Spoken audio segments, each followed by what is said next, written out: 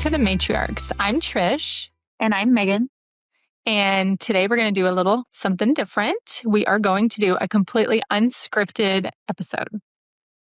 So let's just jump in, right? Yeah. Let's talk about fake eyelashes first. Okay. Because I'm obsessed with them and I still haven't tried those ones Allie gave me. And because I'm just, I don't know. I get scared to try something new all the time. Yeah. And I know once I do, I'm going to be obsessed with them, but I need to get. And probably think it's like so easy. I'm the same way. I know. Yeah. I tried it once. Sorry, I keep twirling my hair. I haven't dyed anything in my hair today, so trying to give it a little something. No, I tried it once, but I guess I didn't have the proper like bonding, whatever. And so I gave up. Well, then Allie found this amazing new eyelash bonding, whatever. Yeah. I don't even know the terminology. And hers lasts for like 5 or 6 days. And she said the first day it's just barely sticky, and then you don't even hardly notice they're on. Okay. So my dog's being noisy. So yeah, I'm going to try as well. But it cracks me up that my 15-year-old can do it without any issues, and I'm like stressing over here. Yes. Yeah. We'll have to have a girls' night and just have her teach us how to do it. Yeah, I agree. I like too that like hers look super natural. Yes. You know, some people you can tell they're fake and they're huge, which like teach their own, and I'm not pushing, but the ones she gets look super natural. So yeah, they look so good. At first, I didn't even know she had false eyelashes on when I first saw her that night, and then I was like, "Those are super long. Are those fake?" We were at dinner. She's like, "Yeah." It's cute. I know. It's so funny because she used to be like, as you know, the biggest tomboy on the planet. Mm-hmm. And now she's like all into makeup and skincare and fake eyelashes and girly stuff. I love it. Okay, so I saw this, I think it was like a news feature talking about how teens are really getting into this like gratitude journaling, which I think's fun and amazing because I was just thinking the other day how I want to start having like working with Allie to have a gratitude journal.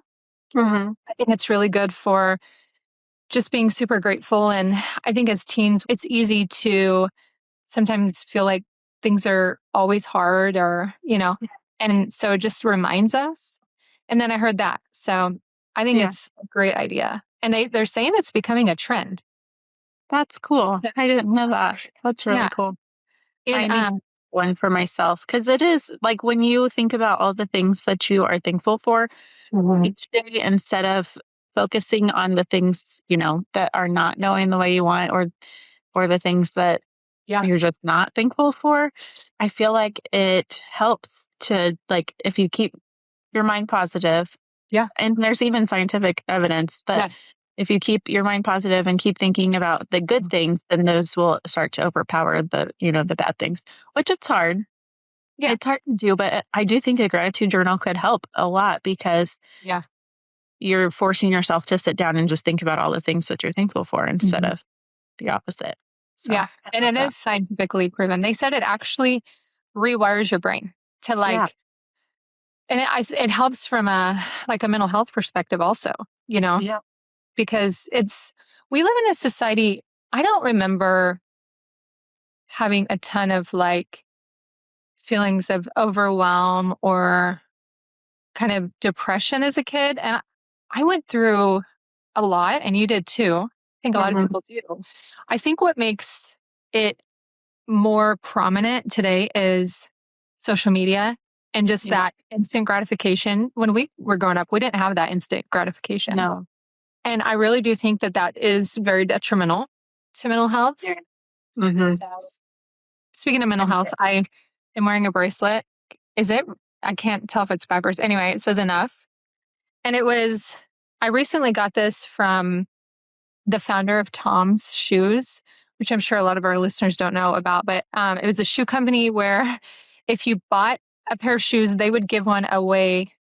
Every pair that was purchased, they would give one free to a third world country where they didn't have shoes. And it became a huge success. And the founder, Blake, went through like serious depression for 2 years. I think he said it was about 2 years. So when he came out of that depression, he wanted to do something that focused on mental health. And so they give a lot of these away actually, but if you purchase them, they come with 2, and then you give one away to someone that you know who might be struggling with something or who also has this, a passion for mental health. And it's really cool. It comes in this green box, and it has like a little card to people who get them and talking about how they're, important. And I can't remember exactly, but it's a very positive movement.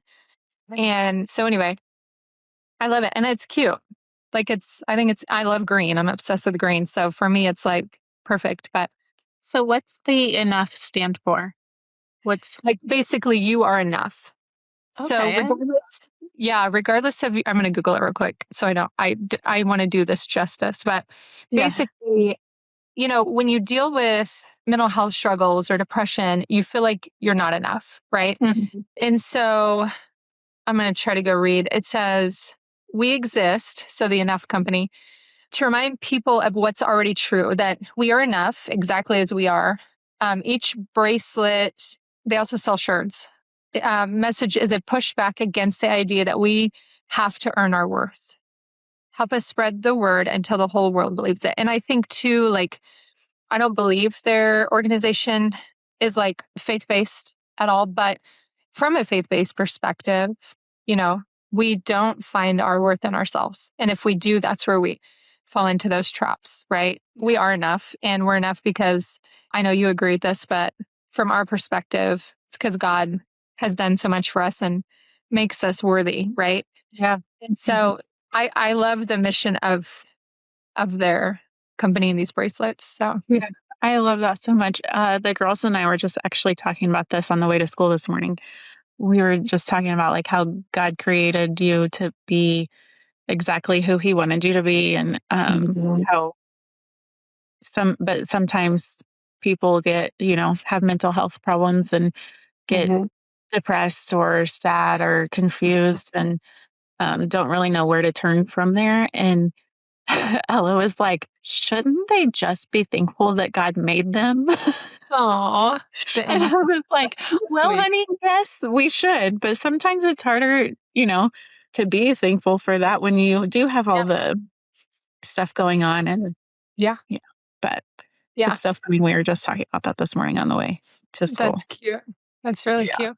I think too, there's also this correlation that if you like grew up in church, or if you have a strong faith, that you shouldn't have to, number one, you shouldn't be depressed, which that's so false. I know a lot of strong believers, including myself, who've battled with anxiety and depression and still do from time to time. And I think we definitely rely on the Lord and depend on Him, but I think that's why God, helped create different, whether it's therapy or sometimes people need medications to help them get over those humps. And I think that that's important for me anyway. I don't know if you feel that way as well, but for me, I think it's important to understand that even if you are in alignment with God, and even if you are, like doing all the right things, sometimes you can still struggle.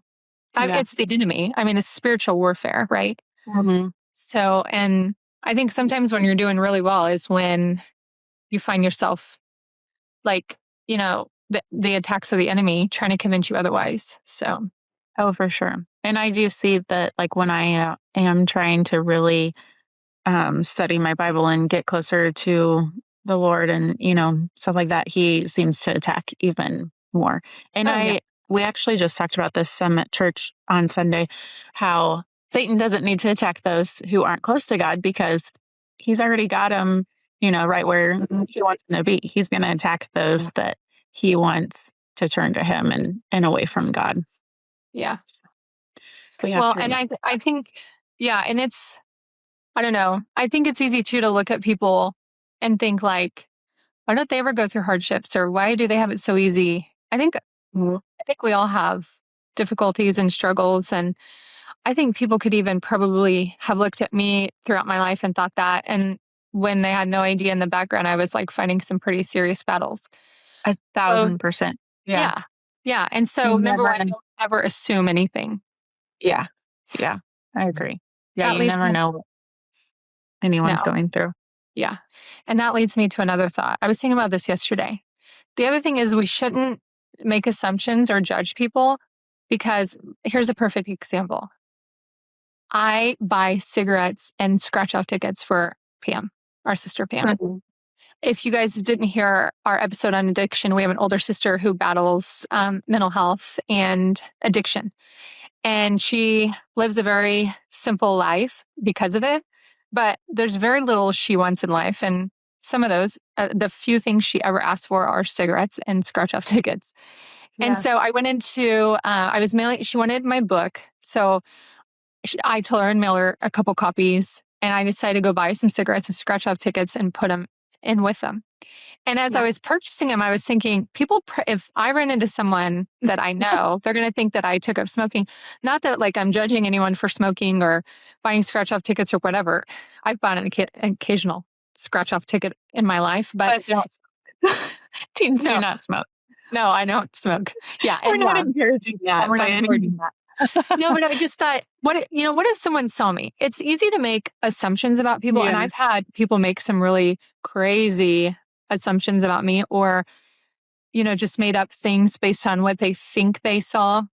Yeah. And so don't do that. Like, just because you see someone doing something or buying something, not necessarily doing something, but like, that, don't just assume that they're doing something wrong or it's for them or that. And I was just thinking about that a lot yesterday. And then it led me into this like rabbit hole of like how we do judge based on the cover, right? Yeah. Or, I think too, just misunderstanding people. I'm sure, and I know for you, Meg, because we've talked about this, and from me, but there are people in our lives that think that we have ill intentions, or that, just, it's almost like sometimes they make things up, and it's really hard. You want to go correct it, but I've really been focusing on Mel Gibbons' philosophy in the book she wrote about let them. Yeah. Like, I know right now there are people who believe things that aren't true about me. And some of them are extreme, like bad. Mm-hmm. And instead of like feeling like I have to go correct them, I'm like, just let them. The Lord knows. That's all that matters to me. Right. But so I think this can apply to teens also. Yeah. I think it's a lot more devastating for teens if something's made up about you that's not true, or people are spreading false stuff. And there's nothing wrong with going and correcting it, like addressing it and speaking the truth, but then let it go. And in some cases, you don't even have to address it. Like, that your actions are going to reveal the truth eventually, right? Or the other person who's saying these things, or, it's going to be revealed. And so just let it go. Yeah. So. For sure. Yeah. Yesterday, a friend posted on Facebook something that's actually kind of to do with that. And it was a picture of like, I don't know, probably 50 or more people like walking across the street, and little like blips of everything that had just happened to them. Like, one was they were taking care of an elderly mother, and one was they just lost their job. One, like all different things of. Oh, I think I saw. Yeah, that you don't know about people, but that has happened to them. Like, maybe they just flunked a test and you have no idea, but they don't want to talk about it, Yeah. Or they, I don't know, maybe their parent is really sick and they are having to take care of their siblings. There's just so many things that could be going on. And I'm one of those people who like to hide those things. Like I'm just like, yep. If someone asks me, how are you? I'm like, I'm fine. How are you? And so you just never know. No. That's very important to remember. No, you don't. I agree. It's, everyone's fighting some kind of a battle. Mm-hmm. I just don't think you get through life, even if things are really good, because we go through seasons. Even if things seem really good, we all have these quiet battles we're fighting. And yeah, I have been private to a fault through my life. Mm-hmm. And then the last, 7, 8 years, I've been trying to be more vulnerable and say more stuff. And I've figured out recently that life can be a little bit easier for me when I don't say as much, when I do keep things a little bit close, and I don't know as though that's healthy or that's the thing to do, but being vulnerable, I think, is important in some situations and some relationships for sure. I think I think it's like there's a fine line with, you don't have to be vulnerable with everybody, right? You don't have to share your thoughts and feelings with everybody. Some people do, and that's okay. That's their personality. And I admire that. And I admire that. I can't, I'm not that great at it, but yeah. I remember 8th grade, I was in choir and we were having an all-nighter at the Methodist church. Our whole choir, boys and girls. It was like the most fun night ever until I got a call that Grandpa Barwick had a stroke. Mm-hmm.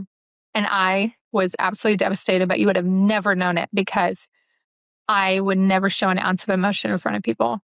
And so they asked me if I wanted to go home. And I didn't, because I didn't want to feel the emotion of it. I didn't want to address it in that moment. And so I went to the bathroom and I cried really hard for like 5 minutes, and I wouldn't let anyone know. And then I wiped it, pulled it together, and I went back to my event, and everyone was like, "Aren't you upset? Aren't you?" I was like, "Yeah, but I don't want to talk about it." Like, that's always been me. I've been very guarded. And I think, as we talked in the last episode, sometimes things happen to us in life that cause us to either be more outspoken or more guarded or more, But yeah, I'll never forget that. I just remember thinking, like, I used to be awful at expressing my emotions to people. I've gotten a lot better, but yeah. I still don't know how you keep yourself from crying in front of other people. Oh, I know. I don't always. I can't stop it. It doesn't matter who's around me. I cannot. I don't know what it is. I cannot. But I also wear my heart on my sleeve. Like anything. Yeah. You're an empath. I take personal too. So. Which I friggin' love about you. Oh, I hate it. Anyways, I'm sure you guys want to hear about our crying. I know. I know. That might have been better for a mom episode. Right, yeah. I know. Oh, okay, let's talk about something more enjoyable. How about jelly cats? What a trend. Yeah, I love it. Allie would, she told me I'm not allowed to tell people where we found some recently. Aunt Megan knows. But her friends are asking her to school, and she was like, I can't remember the name of it. I'm like, you stink pot.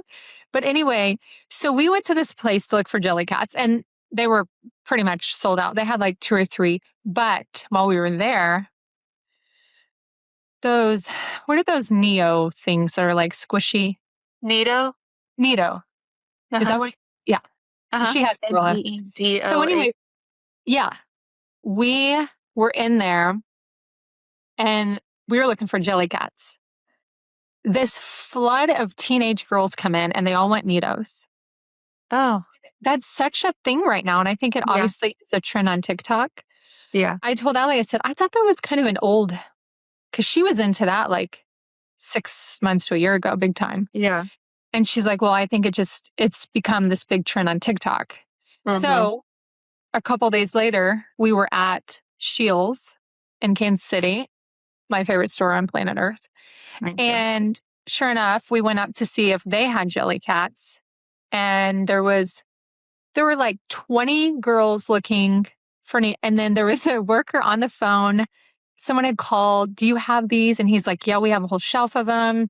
He was like telling them what, and I looked at Allie and I was like, this is crazy. Like, I did not realize how big those were. I thought it was more jelly cats. I keep seeing them. Well, they're a lot cheaper than jelly cats. I feel like maybe not a lot, but jelly cats are pricey. But yeah, and they have so many different shapes now. Like I've seen the heart ones for Valentine's Day, and I'm sure they'll have like a shamrock or something like that for. They probably already do. They're so cute. Yeah, they are cute. Ella has a heart one in her backpack right now. Oh, she does. Her friend from school gave her. I was like, oh, that's so sweet. But yeah, the jelly cats, I think it's so cute. I keep seeing like in Facebook groups and stuff like that, parents asking, what does my 16-year-old boy get his girlfriend or whatever for, for Valentine's Day or things like that. And they were saying the Jellycat roses. I thought that was so cute because they would last forever. They're so cute. And they don't die or start to smell bad once they are old. And I was like, you know who carries those? They're adorable. You know who carries those is that Paper Source. Oh, really? Yeah, Allie and I went there a few weeks ago, and they had like 4 or 5 of them, and they were so cute. But they are so expensive. They're sold out now. Probably, especially and if not, they will be once the millions of listeners that we get on this podcast hears it. They're all gonna go there and try to find them. Yeah. So if you are looking for, how do you pronounce it again? Nido? Yeah. Nido. You can go to Shields. Yes. In Overland Park, Kansas. Mm-hmm. They have a ton of them. Allie has the square, and then around Christmas time, I think in one of her stockings from her dad, she got a raindrop.